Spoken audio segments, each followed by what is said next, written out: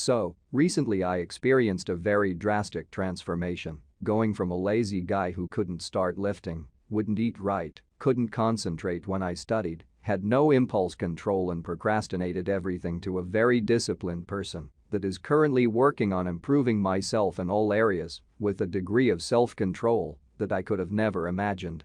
Because I'm not a person of influence and I have nowhere to share the method I used, I'll just make a somewhat lengthy post about it here because I know many unfit struggle with those things and then I'll move on. If it helps someone like it helped me, good. Let's start. The principles and theory of it, I'm not going to post a bunch of scientific articles here because none of you cunts read them when I do, and I don't want this post to be TLDR shit. All you have to know is that, in simplistic terms, every habit you have is related to the reward system of your brain, a system that releases neurotransmitters according to the cues you give it.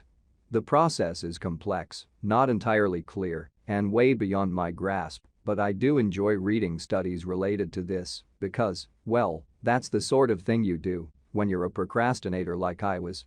For our purposes here, all we have to know is that countless different studies have linked the reward circuitry of the brain to virtually every impulse you can imagine: fear, anxiety, laziness, food addiction, social necessities, social detachment, sadness, intrusive thoughts, etc.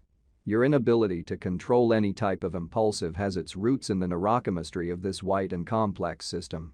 To give you an example, studies have shown that both obese people and drug addicts have DAD2 receptors in certain brain areas different to those of regular people, and that similar areas receive activation when your brain receives the feedback of drug cues or food cues. Another example, people who experienced something called social defeat, particularly in formative years, have shown changes in these same receptors and higher neurological response to social stress. Reading these studies, even as a layman, made me realize the obvious: your brain is wired to create patterns and loops, and it physiologically modifies itself to adapt to these patterns, allocating neurotransmitters to those ends. When people, or rats in the experiment, I forgot, experienced social defeat and exclusion repeatedly, their reward system were wired in a way that they did not receive a positive impulse for social stimulus like normal people did, and it was wired to perceive people as a threat. Hence why the bullied kid grew up to become the quiet guy who is terrified of people. It's not just psychological conditioning, it's neurochemistry. I saw studies making similar conclusions with fucking everything. Food, music, people, traumas, videogame, porn, everything. Once your brain is wired to respond to certain cues a certain way, it's over, it becomes design. This is why it's hard to quit bad things and start good ones, and why people go their entire lives planning to change habits and never doing it. Our neurochemistry is limited and already allocated, and striving for consistency. But what studies focused on overcoming addiction, in rehabilitation and in resocialization show again and again is that once your brain no longer receives a certain cue, it will stop allocating those neurotransmitters for that end. And that once your brain picks up on a different stimulus from an old cue, like positive experience from a source that was deemed negative, it is completely modified to now have different responses. For example, even the mice that went through social defeat lost most of the symptoms once they were reintroduced to a new house with friendly mice. The reason for that was the reward system reshaping itself according to new stimuli.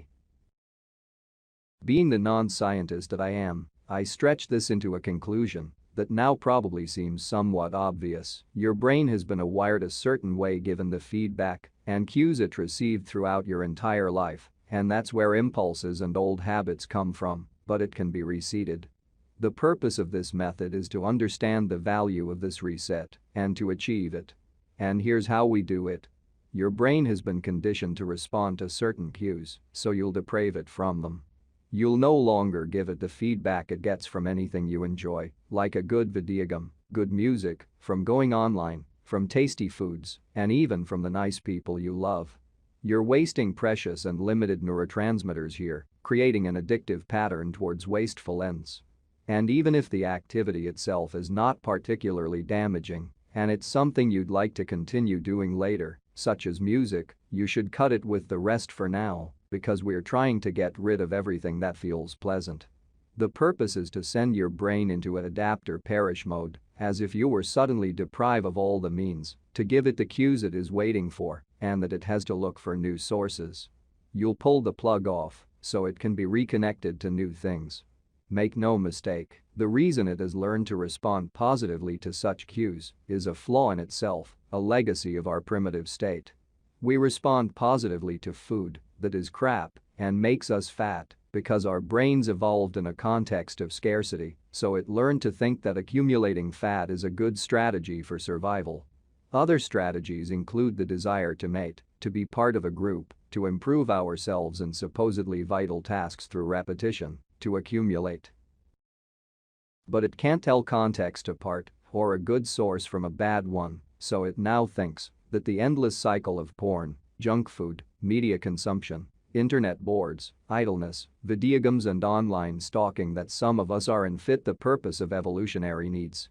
Your brain only cares about abundance, and in civilized society the bad, and often illusory, source is always easier to find.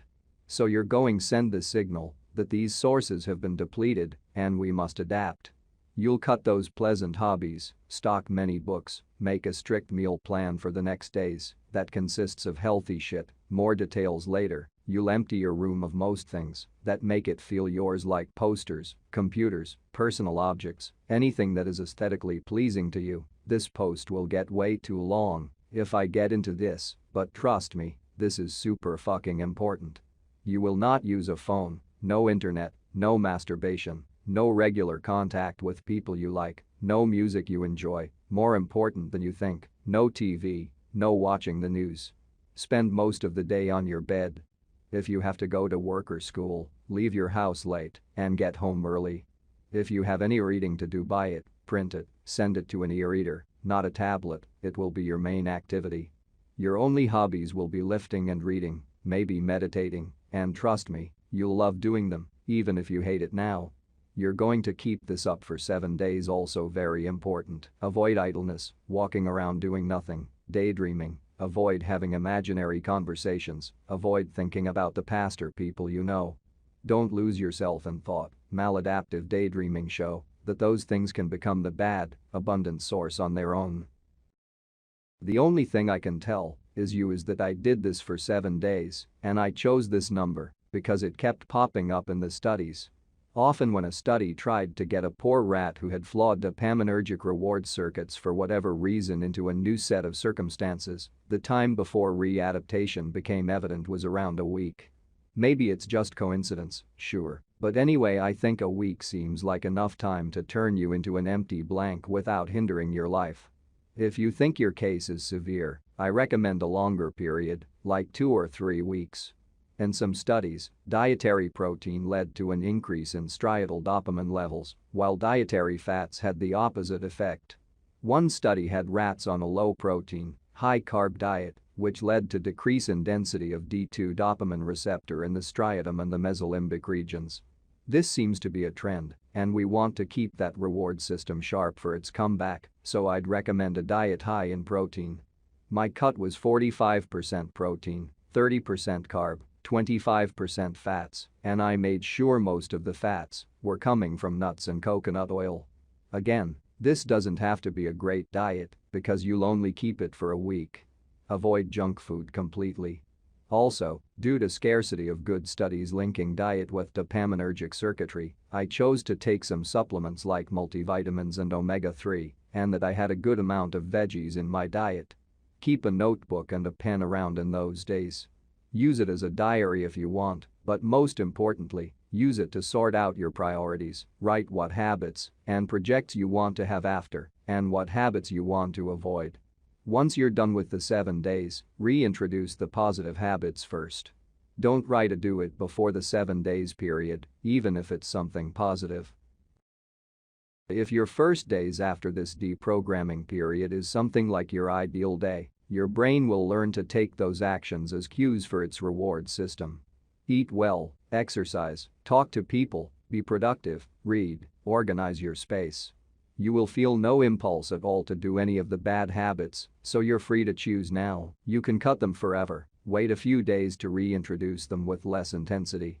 If you still feel urges too strong, add a few more days of abstentionism.